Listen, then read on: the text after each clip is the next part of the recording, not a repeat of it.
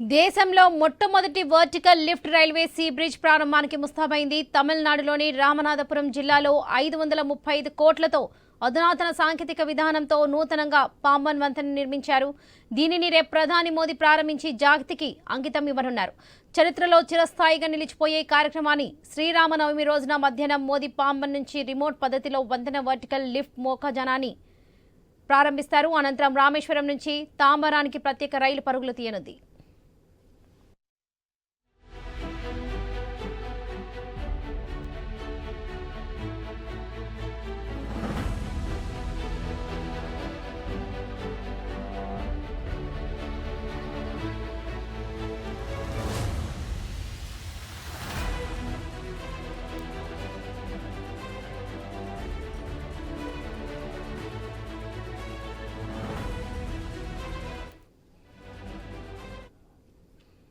దేశంలో మొట్టమొదటి vertical lift railway sea bridge ప్రారంభానికి ముస్తాబైంది. తమిళనాడులోని రామనాథపురం జిల్లాలో 535 కోట్లతో అధునాతన సాంకేతిక విధానంతో నూతనంగా పాంబన్ వంతెన నిర్మించారు. దీనిని రేపు ప్రధాని మోదీ ప్రారంభించి జాతికి అంకితం ఇవ్వనున్నారు. ఇక ఇదే విషయానికి సంబంధించి పూర్తి అప్డేట్స్ మా ప్రతినిధి స్వామి అందిస్తారు. స్వామి, తమిళనాడులో వైపు పాంబన్ బ్రిడ్జ్ ని కొత్తది ఈసారి కేంద్ర ప్రభుత్వం ఆధ్వర్యంలో నిర్మించారు. దీనికి సంబంధించి ఈసారి వర్టికల్ బ్రిడ్జ్ ని నిర్మించారు. ఒకవైపు ఇది తమిళనాడు నుంచి ఇటు రామనాథపురం జిల్లాలో ఉన్నటువంటి వంతెన రేపు ప్రధాని నరేంద్ర మోడీ దేశానికి అంకితం ఉన్నారు. శ్రీరామనవమి శుభదినంన ఈ రైల్వే బ్రిడ్జ్ ని ఒకవైపు దీన్ని దేశవ్యాప్తంగా అత్యంత అధునాతన టెక్నాలజీ నిర్మించినటువంటి బ్రిడ్జికి సంబంధించి ఈసారి గతంలో బ్రిటిష్ కాలంలో నిర్మించినటువంటి వంతెన పురాతనది కావడంతో కొత్త వంతెనను ఈసారి వర్టికల్ టెక్నాలజీ నిర్మించారు. ఈ బ్రిడ్జ్ వల్ల ఇటు పెద్ద ఎత్తున కూడా ఇటు రామేశ్వరం నుంచి ఇటు తాంబరానికి వెళ్లడం కోసం ఉపయోగపడుతుంది.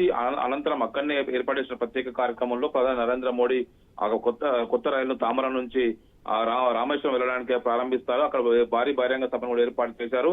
దాదాపుగా 8,300 కోట్ల విలువైనటువంటి పనులకు కూడా అక్కడనే శంకుస్థాపన చేయనున్నారు. ఒకవైపు ప్రధాన జ్యోతిర్లింగాలు ఒకటైనటువంటి రామేశ్వరానికి దారిగా ఉన్నటువంటి నది పైన ఒకవైపు ఇటు బంగాళాఖాతంలో అరేబియా సముద్రం ఉన్నటువంటి ఈ బ్రిడ్జికి సంబంధించి బంగాళాఖాతంలో దీనికి సంబంధించినటువంటి ఏర్పాట్లు అనేది ఇప్పటికే అక్కడ అధికారులు పూర్తి చేశారు. భారత ప్రధాని నరేంద్ర మోడీ రేపు దీన్ని ప్రారంభించబోతున్నారు.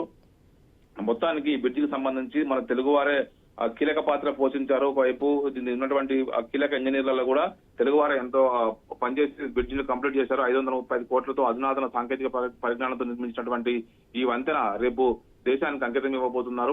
గతంలో బ్రిటిష్ కాలం నిర్మించినటువంటి వంతెన పురాతనది కావడంతో కూడా దాని ప్లేస్ లో కొత్తది నిర్మించబోతున్నారు. ఆ వంతెనలకు సంబంధించి ఈ సీలింక్ లో ప్రధానంగా రైల్వే ట్రాక్ పెద్ద ఎత్తునగా ఉంటుంది. దీని నుంచి ఓడలు అటు ఇటు వెళ్ళడం కోసం సీలింగ్ అడ్డగా ఉండడంతో దాని నుంచి వచ్చినప్పుడు పైకి లేవడం కోసం గతంలో ఒక బ్రిడ్జ్ ని నిర్మించారు. అది పూర్తిగా పాతదైంది. ఇప్పుడు కొత్త బ్రిడ్జ్ ని వర్టికల్ గా పూర్తిగా నిటారుగా పైకి లేపడం కోసం అధునాతన టెక్నాలజీతో దీన్ని నిర్మించారు. దీనికి దాదాపు 35 కోట్లు ఖర్చు చేశారు.